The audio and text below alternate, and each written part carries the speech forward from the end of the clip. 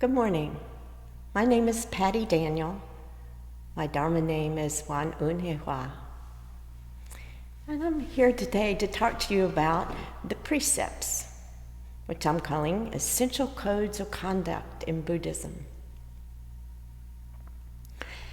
At the beginning of last year, when we decided to do a series of Dharma Talks that covered the basic doctrines of Won Buddhism, I agreed to give the talk on precepts. When I started working on it, however, I began to wonder why I ever agreed to it.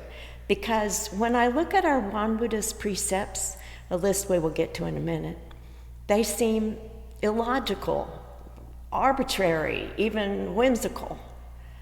For example, do not embezzle public funds is among the first on the list. I've never even had my hands on public funds. Or, do not smoke without due cause. Aren't there much more important moral teachings than that? I kind of respond to the 10 Commandments in the Christian Bible in a similar fashion. I mean, what are they about? The first 5 seem to me to reflect a power grab or a bit of an ego problem. I am the Lord thy God. Thou shalt have no other gods before me. Thou shalt not make any graven images of me. Thou shalt not take my name in vain. Thou shalt remember the Sabbath and keep it holy. So I contemplated what my list would look like if I were a god or a Buddha. Here's what I came up with. Be nice, do not be mean. Be honest, do not lie. Do not harm other living beings. Do not self-harm. Be generous to everyone and do not steal. I'll leave it to you to decide how my list stacks up against others, but lest you think I'm the one with the ego problem, let's talk about some of those others. As you know, traditional Buddhism has spanned many centuries and cultures, and there is a wide variation in the number and types of precepts that are given to followers, both lay and clergy. However, there seem to be 5 basic precepts that light the foundation of all Buddhist ethics and form the core of Buddhist morality. These precepts are essential behavioral. They are no killing of living beings, no stealing, no sexual misconduct, no lying, and no intoxicants. The first 4 were based on prohibitions for Hindu priests and were common to many South Asian religions as far back as the 6th century BCE. But the 5th precept, the prohibition on intoxication, was probably a new addition brought in by Buddhism. The Buddha's emphasis on awareness and mindfulness, from which the prohibition on intoxication springs, was probably somewhat unique in the Buddha's time. So let's talk about how we view and use precepts in Won Buddhism. Not long ago, Reverend Ginger gave us a talk in which she described the precepts as the life force of a spiritual practice. The life force of a spiritual practice. She also said freedom of mind inevitably entails restrictions, and without precepts, we remain deluded sentient beings. For me, taking the precepts and receiving a Dharma name was the starting point for trying to live a life of conscious morality. This has become the foundation for my practice. In Won Buddhism, both lay members and clergy get the same precepts. There are 30 in all, but only the first 10 are given to members initially. The first 10 are, and I'll read them: do not kill without due cause, do not steal, do not commit sexual misconduct, do not consume intoxicants without due cause, do not gamble or play idle games, do not use harsh speech, do not fight without due cause, do not embezzle public funds, do not borrow or lend money between close friends without due cause, and do not smoke tobacco without due cause.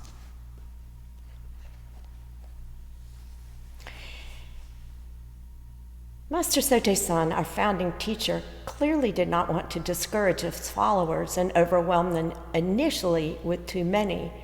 So there are 2 more groups of 10 each that are given to intermediate and then advanced practitioners. Won Buddhist precepts become more subtle and less obviously behavioral by the time we get to the end of the list. The last 3 of the 30 are: refrain from being greedy, refrain from being angry or harboring hatred, and refrain from being deluded. These 3 are about controlling the mind and are the most difficult of all the precepts. Master Sotaesan taught us that once one reaches sagehood, one no longer needs to bind oneself to the Dharma or restrain oneself with precepts. Internally, however, the mind precepts are still present. In Won Buddhism, the precepts are tied to mindful choice in action, the 3rd part of our threefold practice. Hence, the precepts become our guideposts to choosing wisely. Over and over in the Won Buddhist scriptures, I see an emphasis on using the precepts as guideposts to happiness rather than rigid rules to obey. In my opinion, the Won Buddhist precepts leave plenty of wiggle room that allows us to adapt the precepts to changing societal mores and changing times without losing the essence of the teaching. So let's go back to those 10 for beginners. You may have noticed that 5 of them contain the clause without due cause. For example, do not smoke tobacco without due cause. Frankly, as a retired nurse and a non-smoker, I cannot imagine a due cause for smoking tobacco. But perhaps Master Sotaesan wanted to avoid any initially overwhelming roadblock for a follower who was addicted to tobacco. And do not kill without due cause. What could be a due cause for killing? Spraying your house for termites? Causing animals to be killed for your dinner table? Serving in the military during wartime? It is up to us to contemplate, study, and seek wise counsel to make the moral choice.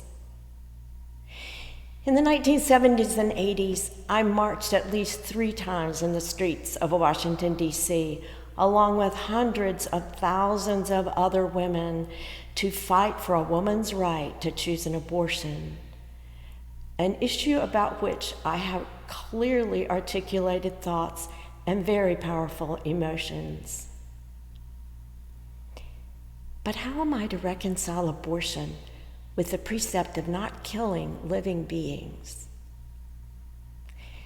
To me, this is a perfect example of how due cause can enter the discussion and enable us to make the best and most moral choices for ourselves. One of the more troublesome precepts for me personally is foregoing intoxicants. The due cause wiggle room is built into that one too. But really, what would constitute due cause?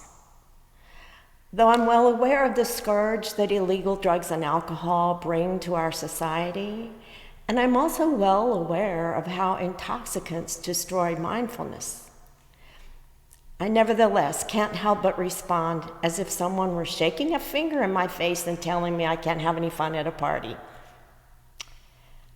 I think this is a fundamental problem, the tendency to view precepts as restrictions rather than as paths to liberation.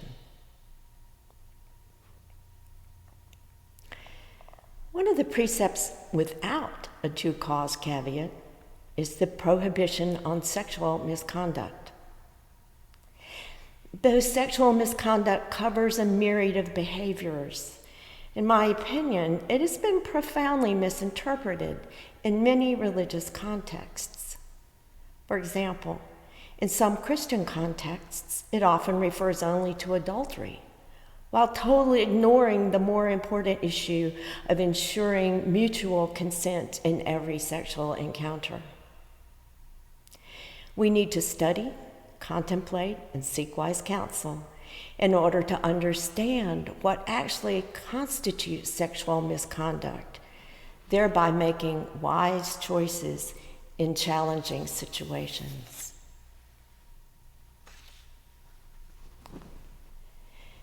The second set of precepts in Won Buddhism, and I won't read them all out loud, but just have a look at the slide. This set includes some interesting and very practical guidance regarding human affairs. I'll just pick a few out to talk about. One of my favorites is, do not speak about the faults of others. That's F-A-U-L-T-S. What simple and clear advice. I wish it had been up on the wall of my office before I retired. The office gossip was frequent and detailed and mean-spirited, and I didn't quite know how to deal with it at the time. But I clearly saw that it was harmful to all of us. Had we simply followed that guideline, do not speak about the faults of others, we would have all been so much happier at work. Another favorite is, do not be ostentatious in wearing clothes.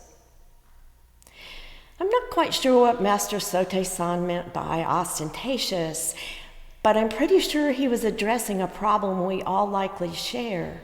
I know I do. That problem of an egoistic self-image that wants to show off or project a certain image to others. Oh, and how about do not talk while someone else is talking? In America, we often interrupt. We're so used to it that sometimes we barely notice when we're doing it.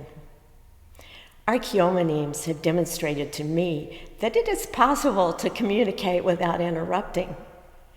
And they never say, don't interrupt. They just don't do it. So, when you get a moment, look at our list of 30 precepts and see which ones seem to jump out at you. You may want to think about including one or two in your New Year's resolutions. You may want to take that one step further and consider holding yourself accountable for how well you follow them in the coming months. Which brings me to one of my favorite topics, keeping a Dharma journal. Master Sote-san taught his disciples to do regular Dharma journaling. This was, and is, an important teaching in which we are instructed to keep two types of journals.